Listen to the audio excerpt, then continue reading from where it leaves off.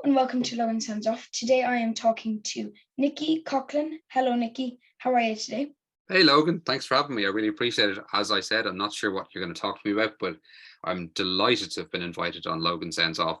I'm an avid listener and I've been following your podcast for some time now. Thanks, Nicky. So first off, for those who have listened to my interviews before, like you, Nicky, I always like to ask the interviewee, can you tell us a little bit about yourself? Yeah, I am 46 years old. I have grey hair. No, I'm a radio producer and a radio and podcast producer. I was a teacher for years. I taught radio production in a place called Cooloshadoolig in Coolock for about 18 years. And I used to always have my students make exciting work. And oftentimes I wanted young people to be the audience for that work. And so in 2019, I actually came into RTÉ to talk with I wasn't sure who I was meeting actually, but I was talking with people about the possibility of my students in college making work for children that would go on RTÉ Jr radio. And I pitched an idea, and the person who I was talking to, it turned out, was the head of young people in RTÉ, Suzanne Kelly. I didn't even know that she was the head of young people at that point. And she laughed and said, "Would you like a job?" And I just sort of laughed again and sort of kept on talking, assuming that was a joke as well. But then, no, that's the case. So since September of 2019, I've taken a career break from teaching radio, and I've been working in RTÉ. And what I do is I run RTÉ Jr Radio, which is a digital station for children, and I develop all of the audio content for children. So when I started in 2019, we had a single podcast feed. We now have, I think, 26 or 27 and growing podcast series that we do on RTÉ Jr Radio. So podcasts for kids aged from 2 or 3 all the way up until 12, 13, 14, 15 and beyond. So that's what I do. It's amazing. And I'm going to come back to that I'm going to ask you a question about your play, The Emperor's New Duds, that you worked on, and that's going to be very interesting. And so I'm going to go straight down to your roots. What music did you listen to as a child? Well, the first record I remember being really obsessed with was Adam and the Ants. And I don't think it was necessarily the record. I think I loved the music video. There was a music video for Adam and the Ants, which was long before you were born. He had a song called Prince Charming, where he had kind of this white face paint. He looked kind of halfway between a highwayman and a Native American. And I just loved it. I was obsessed with it. And my 2 aunts, who were twins, they used to try and make me up as a little mini version of Adam and the Ants. So the first record that I had bought for me was Adam and the Ants. And I really loved that. But I think it was just the energy of that, and the how strident the video was that excited me about that. I think the first cassette single I ever bought was probably You Can't Touch This, which is a terrible song by MC Hammer.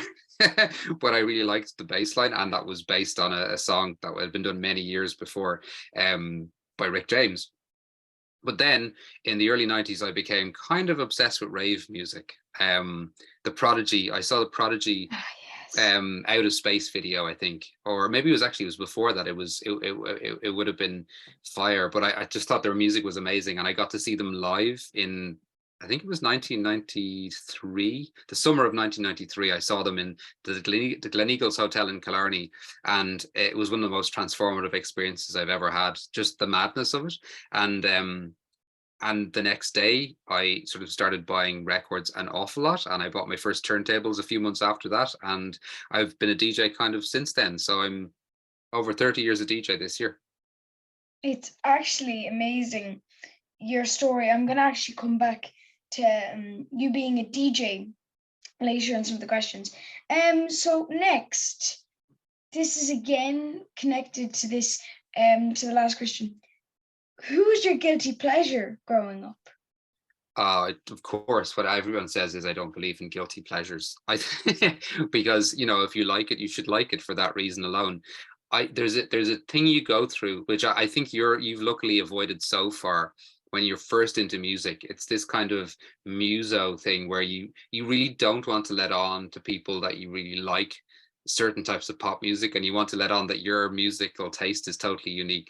It's not like it's not unique. It's just I did listen to an awful lot of music. I took it all really, really seriously, and for a long time I only really listened to dance music. What is my guilty pleasure? I've kind of, it's not even a guilty pleasure, but an album that I come back to again and again is Graceland by Paul Simon. And I think it's because it was played over and over again in the car when I was a kid. When I was a kid, we didn't have Spotify or Apple Music streaming, and we didn't have podcasts. So we were in the car, you're usually entertained by a single cassette. And the cassettes that sort of played on loop in our car were three things. They were the best of Buddy Holly, which I absolutely adored. Four things: the Traveling Wilburys album. Oh, Traveling Wilburys. Yeah, which is kind of the Graceland by Paul Simon, and probably, oh God, I think it was the Furies and Davy Arthur, but Graceland was the thing I listened to the most. So it's not really a guilty pleasure, but the thing that I come back to the most from when I was a kid was probably Graceland. I had a bit of a weird thing where I was obsessed with classical music when I was 12.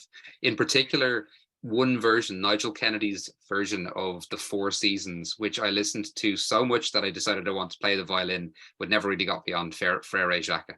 That was about as far as I went. The violin's hard. Do you know what? I know. I actually started learning violin in second class in school. We had to learn it.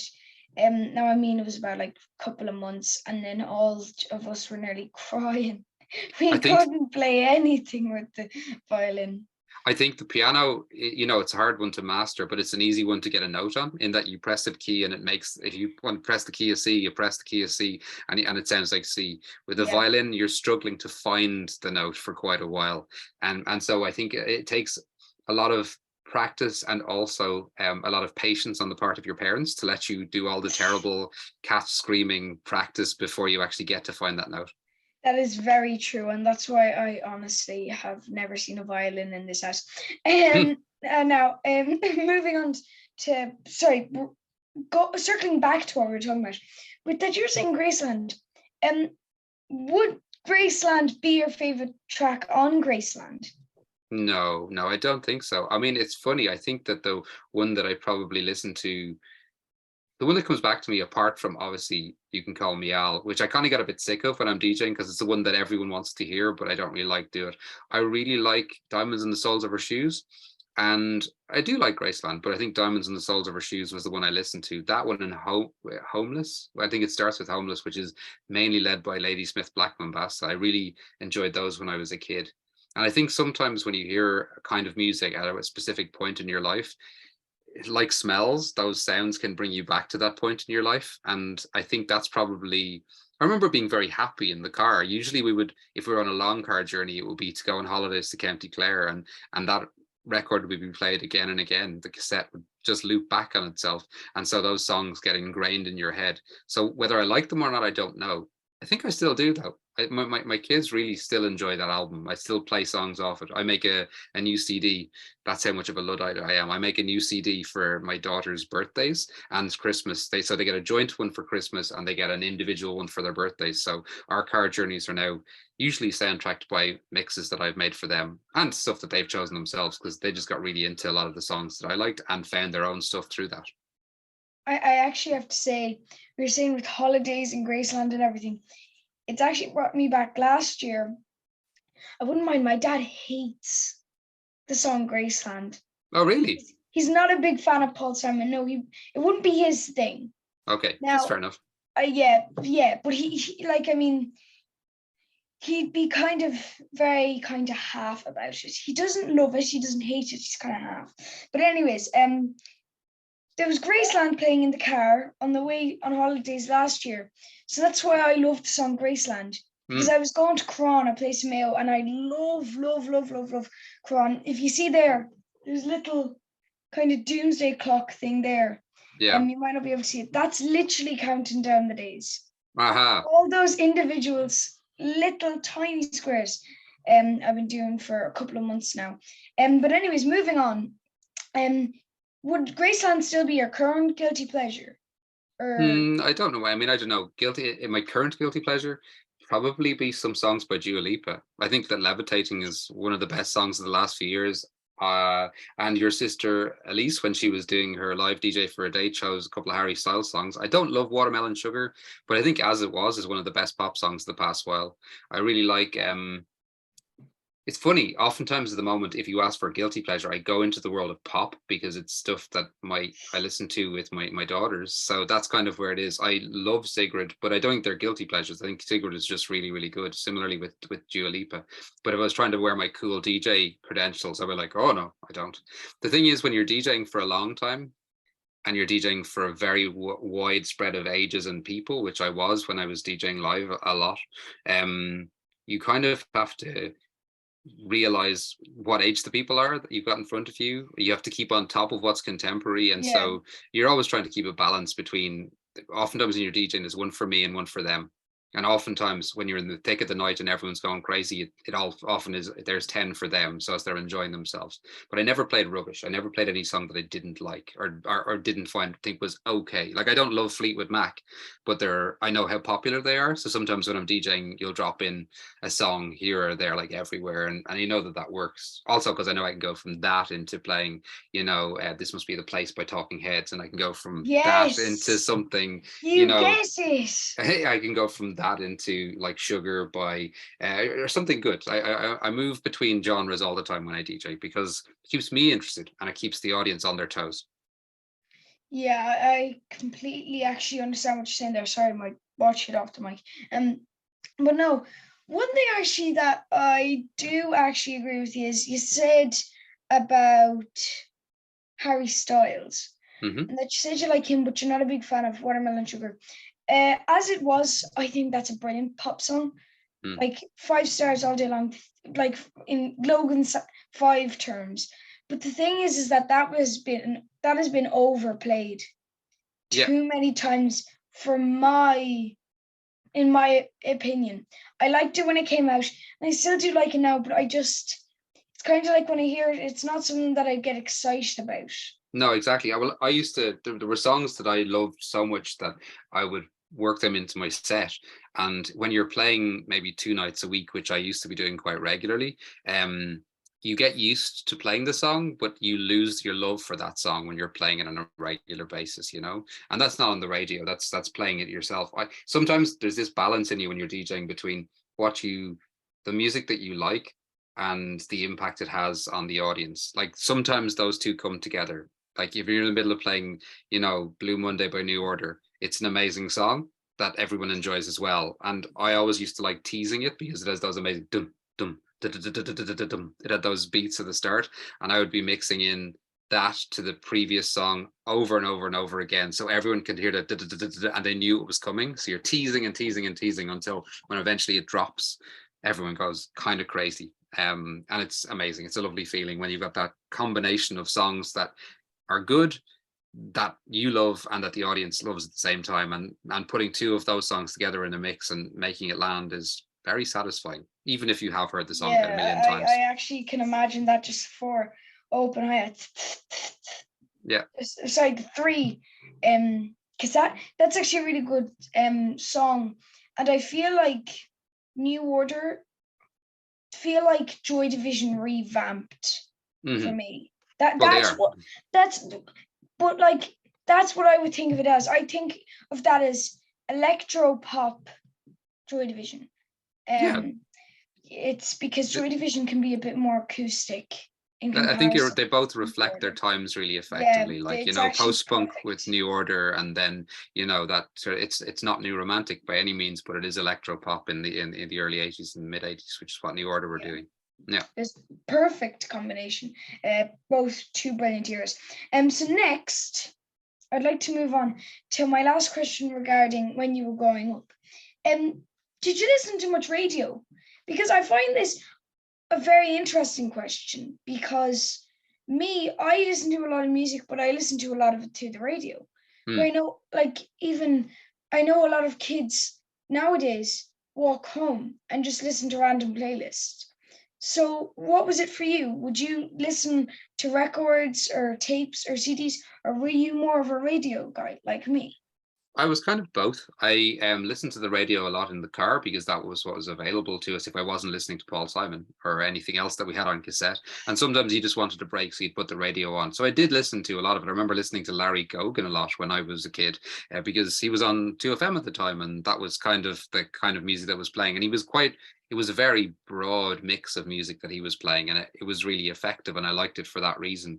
I remember listening to Top of the Pops enough, or watching Top of the Pops, and I'm not on my own in doing this. A lot of people would have a cassette recorder that would allow you to record it off. So you would have the cassette recorder with a built-in microphone, and you'd record the song off that. I listened to Radio 1 a huge amount, not RTÉ Radio 1, but actually BBC Radio 1, because there was a program called, this is in the mid 90s and late 90s, there was a program called The Breeze Block with Marianne Hobbs, and she used to play a huge amount of dance music and electronic music, as well as more difficult and interesting kind of electronic music. And I really loved that at that point in time. So I listened to that radio an awful lot. But increasingly, with the advent of podcasts, I'd say since 2006, 2007, I've been listening, 2007 really, podcasts, and have been my main preoccupation. I like making them, I like listening to them, and when I listen to music, I find I listen to music most effectively when I'm going for a walk or when I'm in the car for a journey with my kids, and then we all get to select the music together, which is really fun if we're not listening to one of the CDs I've made.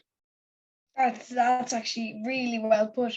And next up for my question, and I know I'm going to be terrible at pronouncing this. I'd like to move on to some of the works that you've done and some more recent things that's happened. Sure. What was it like winning the sorry, how do you pronounce it? I think it's the Prix Aqua.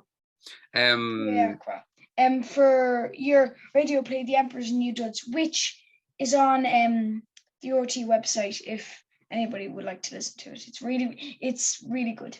Oh, thanks for listening to it. I appreciate that, Logan. Yeah, The Emperor's New Duds is a play that I made the year before last. The first year I arrived in RTÉ, oftentimes they won't tell you what you have to do in a new job. Do you know what I mean? You'll arrive in on your first day, Logan, it's all ahead of you, and there's an expectation of you to just get going, but you're not too sure what to get going with. But I had a pretty good idea. The first project I made was Ecolution, which is the climate action podcast. So I was working on that a lot, and then I did a toy show podcast. But then at the same time, I always thought, what's synonymous with Christmas for me? And when I was a kid, it was pantomimes.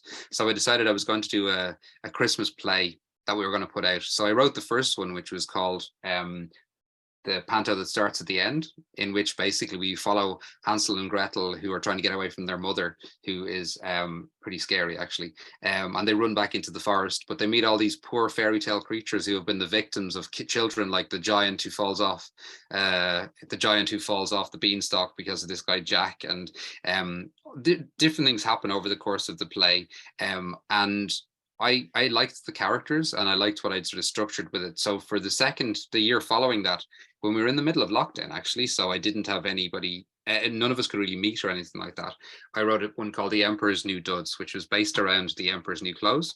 And the idea behind it was Hansel and Gretel have fled what they were the first play and arrived in this new town, and the new town is basically being run by this guy Emperor Trout, who's actually definitely not Donald Trump at the time, and he is full of himself and he thinks he's amazing, and everybody falls in line with what he wants, and they fall in with these two tailors who are going out of business because a new tailor called Stiltskin has moved in and has wooed this terrible emperor into thinking that their clothes are the best.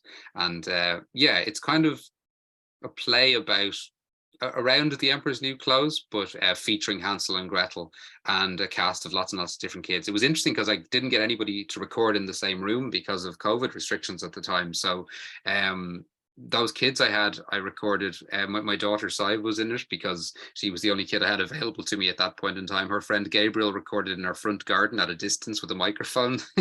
So I ended up with around 10 or 12 different voices from different spaces, and like a jigsaw, I put them together into a story with music and sound design. And luckily it paid off. So we had it ready for the Christmas, and then I entered into this pan-European competition for children called the Prix Aqua. I entered it in the fairy tale category, and I entered Serial, which is a true crime podcast for kids. It's not really a true crime podcast. It's using the crime podcast idea for children that we put both of them in, and we won the Prix Aqua for children's story for Serial, for execution of a children's story, and best execution of a fairy tale for The Emperor's New Duds. So the answer is I'm really proud of those things. You know, awards don't necessarily mean anything, but it's really helpful to me in my work because it's nice to know that people who also do the stuff that you want to do like what you do. the number one person you want to please, though, is the kid who listens to it. So I'm glad to hear that an 11-year-old Logan Kelly likes to listen to the podcast and found it entertaining. You know, I listen to a lot of podcasts. What are your favorites? Now, when I say I listen to a lot of podcasts, I listen to a lot of episodes of podcasts. Now, my favorite podcast by far, apart from The Emperor's New Duds. That was a one-off. I wouldn't call that a podcast series or anything. Well, yeah, true. Is it on Spotify as a podcast? Yeah, you can get on Spotify. You can get anywhere. But yeah, it's still then the top podcast.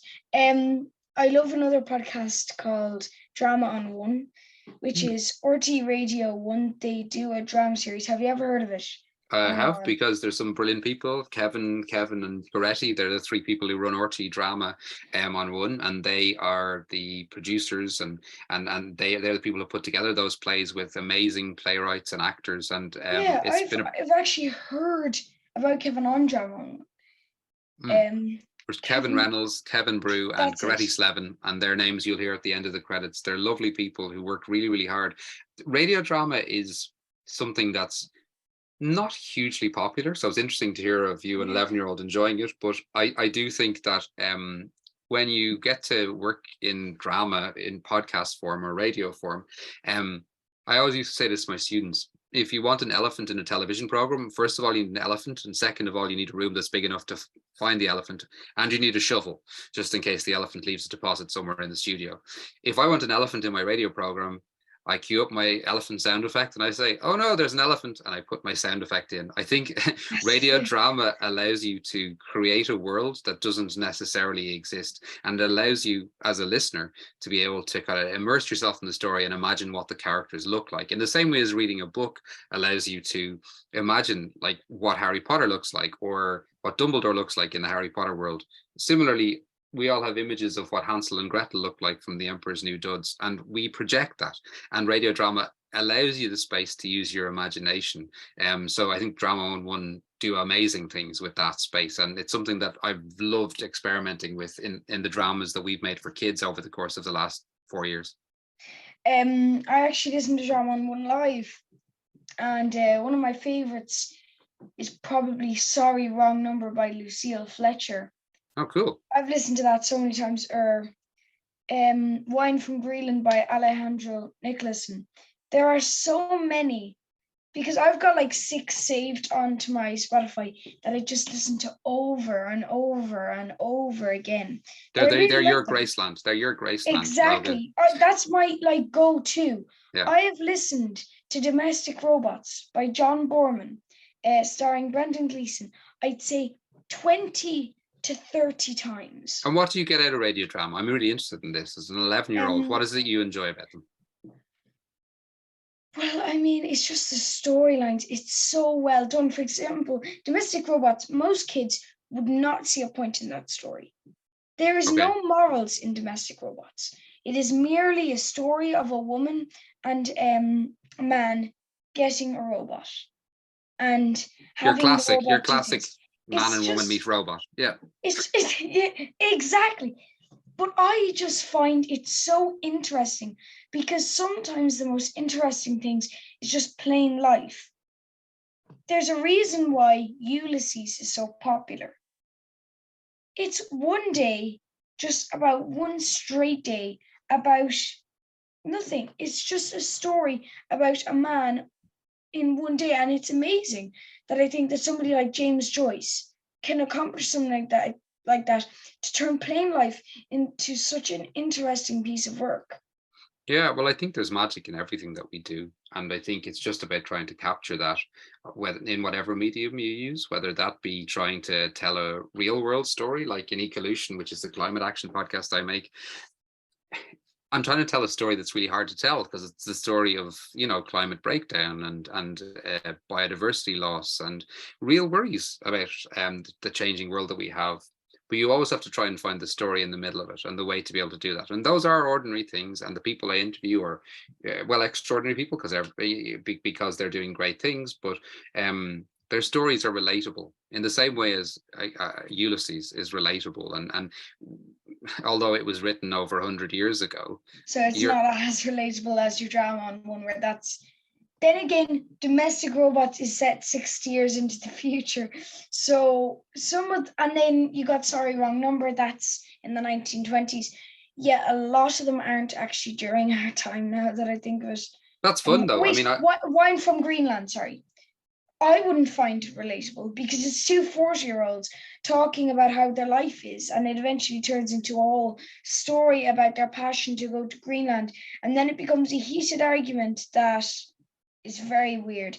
But the thing is that it's still real life, and for those who are older than me, much older than me, would find it relatable, where I just find it entertaining to listen to two 40-year-olds arguing across a table on a podcast. I think the best media, whether it be an animation, a radio drama, or a play, or whatever it is you're going to listen to, or a podcast, you can listen to it on several different levels. Like, and I try and in the stuff that we make sure that it's something that if I'm a parent and I'm listening to this podcast with my children, it's something that's really entertaining and fun and I can enjoy, and also that I can enjoy the responses. I mean, I'm sure you've been to the cinema with your parents where there are parts of the cartoon where, or a film that you're watching that you really enjoyed, maybe even more than Elise, or your parents enjoyed another aspect of it, but all of you are able to enjoy it. I think a whole family listen, something that everyone can listen to and sort of or watch and explain together, is really the goal. It's what you're trying to do all the time, is make something that'll work for everyone. It is for me anyway.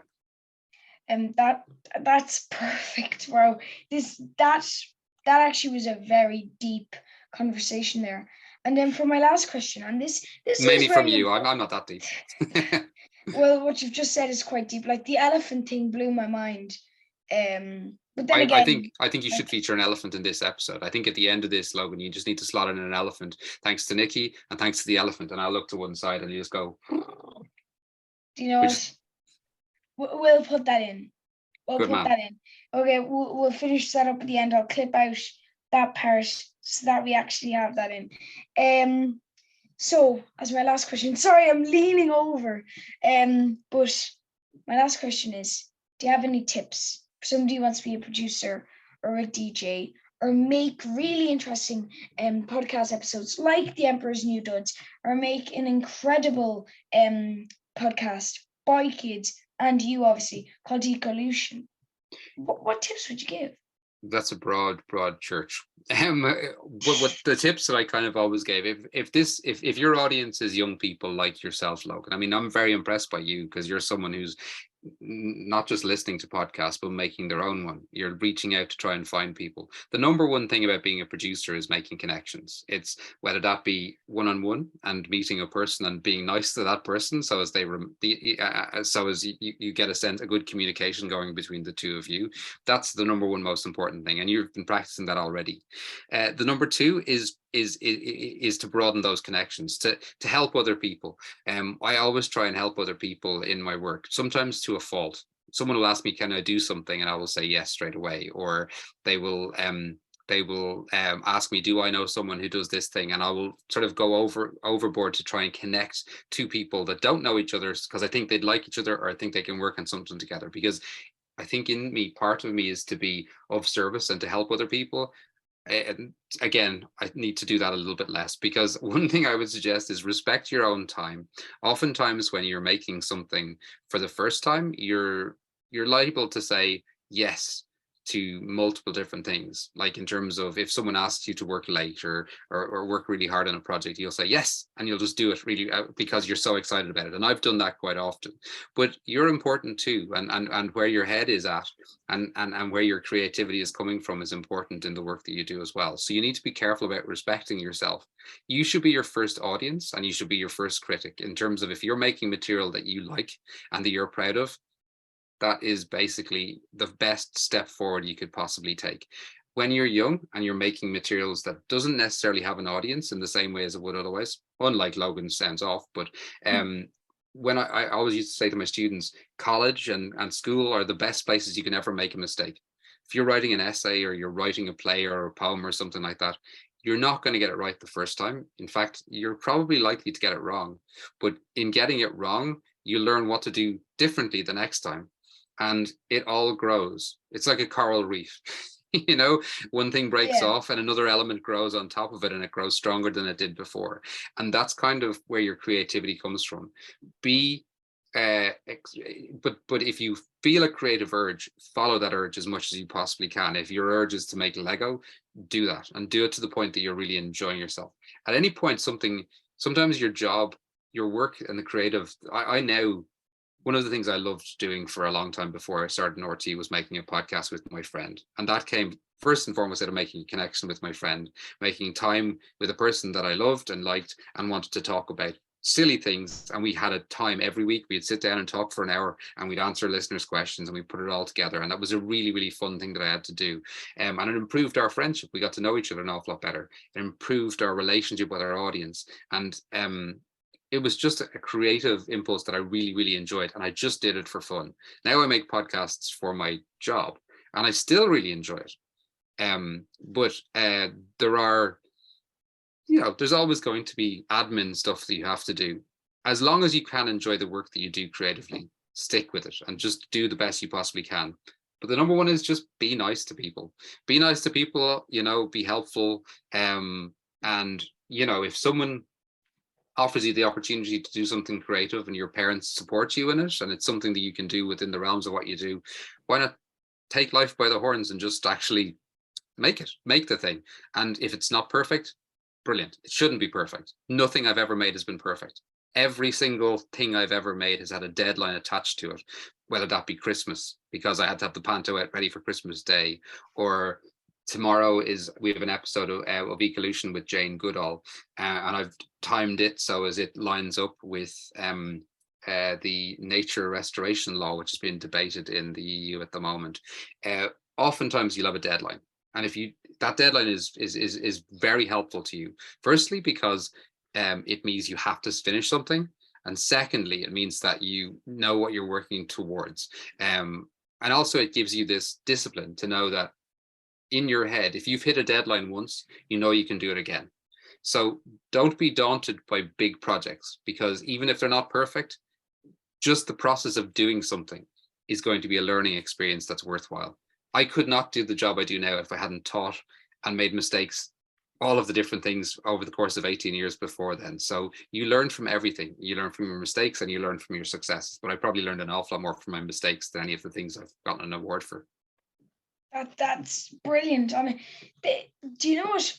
I think a lot of people could use that, because I've talked to people who aren't quite like you, Nicky, who don't do radio plays, who don't do who isn't a DJ. And I don't mean somebody who mixes records. I mean somebody who's an actual disc jockey. Yeah. Who actually plays music. So it was very interesting to talk to you. And I just want to say thanks. Thank you. Thanks for asking me on. Come on to the podcast.